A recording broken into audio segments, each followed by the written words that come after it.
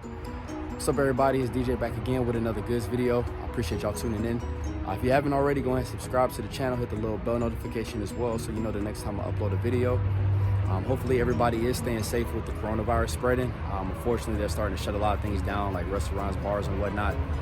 Good news is, though, hopefully you can catch up on these videos and learn how to grow your own produce and fruit and different types of food, especially in times like this. In this video, I just wanted to give you guys an update and show how I'm gonna build this next garden bed, what I'm gonna do to fill it up and make sure it's ready for things to either be planted over the next couple of weeks or days, or get it ready to transplant plants that we started indoors a few weeks back. So that being said, let's go ahead and get right into it. All right, so minus the soil, this is pretty much the only supplies that you're gonna need to get the garden bed built. My other one, I have a couple like stabilizing blocks in between the wood, but it's not necessarily needed. The dimensions of it is 8 by 4 feet by 10 inches tall. So these are 8-foot slabs right here. They're about 2 inches thick and then 10 inches tall. And then these are the 4-foot slabs.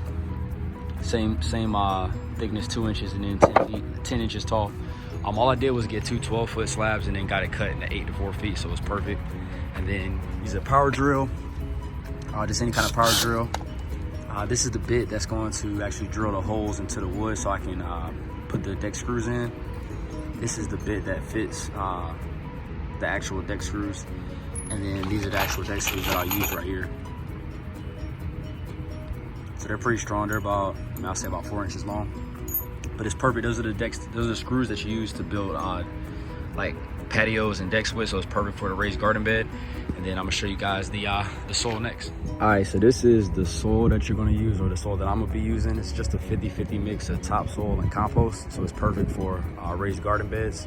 I just got it picked up from like a local mulch store and just got it loaded into the truck, brought it back. It's only about 35-40 bucks for a cubic yard. That's pretty much all you're gonna need for the size garden bed that I have.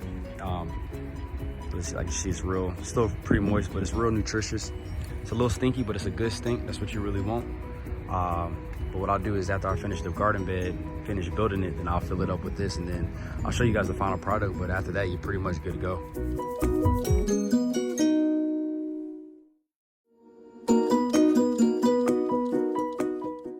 One thing I forgot to mention was the wood I'm using is untreated.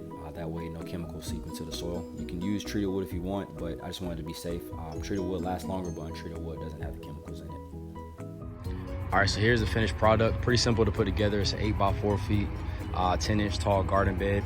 As you can see, I just kind of use the deck screws to screw it in on each side and made it as even as possible, make it as squared off as possible. And then on the inside, you can see it's cardboard on the bottom. Cardboard is biodegradable, so in the next 2-3 months or so under the soil, it'll actually turn into compost, and then it'll attract like earthworms and whatnot, which will keep the soil nutritious. And then another good reason you can put cardboard at the bottom of the garden bed is to kill the grass that's under it. That way the grass doesn't grow up through it. I'm not gonna cover up all the grass, but this is just a good way to cover up the majority of the grass. But really the next thing I got to do is fill it up with soil, and then we're ready to go. All right, so this is pretty much the end product. Like I said before, it's 8 by 4 feet and then 10 inches deep.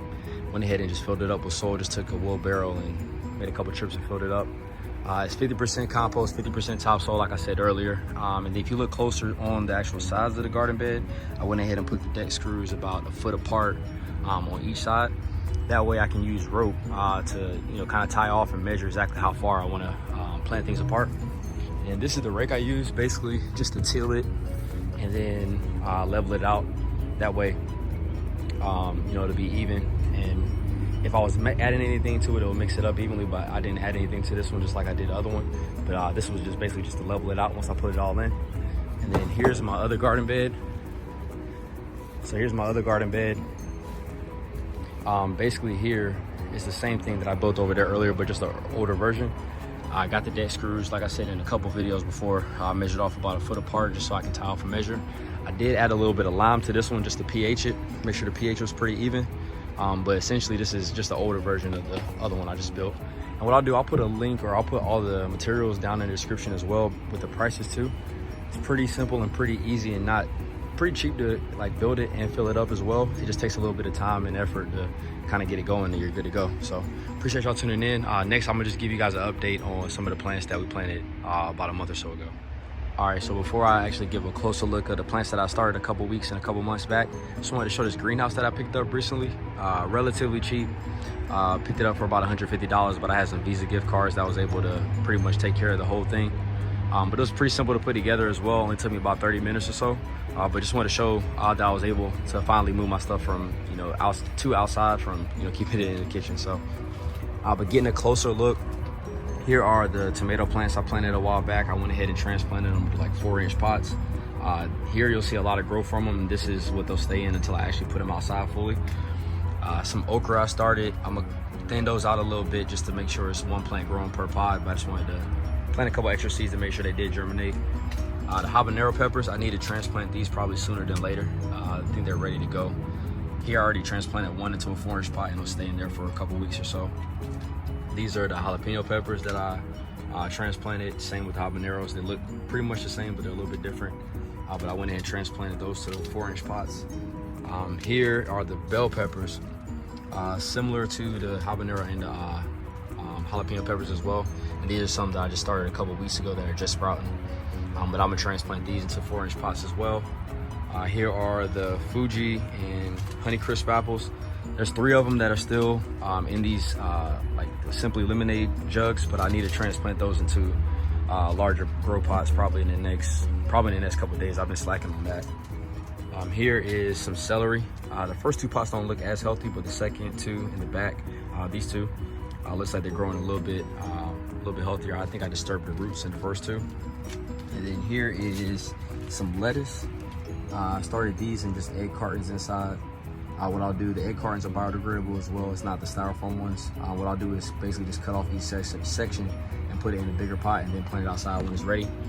And then on the ground, all the citrus trees that I showed in my previous video, like I said, the link of that is in the description. The ones that were in solo cups, I went ahead and transplanted a lot of those into pots. I think a couple of them ended up dying or getting diseases that I didn't really know much about and didn't know how to cure. So I went ahead and kind of tossed those. They were starting to shed their leaves already. But these are all the lemon trees on the right side.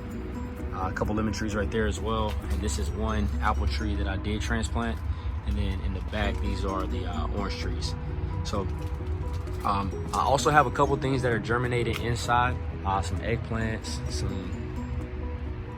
it's a couple other things. I just can't remember what they are right now, but some eggplants too that I got germinate inside. And once those sprout, I'll bring them out here as well. And then I should be able to give a full update or another video with a full update once everything has been transplanted into pots.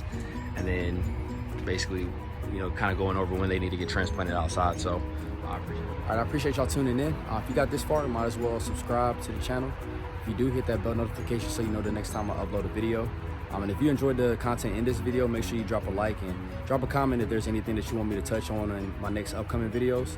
I plan on uploading multiple videos over the next few weeks and days, especially with the weather starting to get a little bit warmer and things start to be ready to be planted outside. So make sure you guys tune into that. But until next time, guys, peace.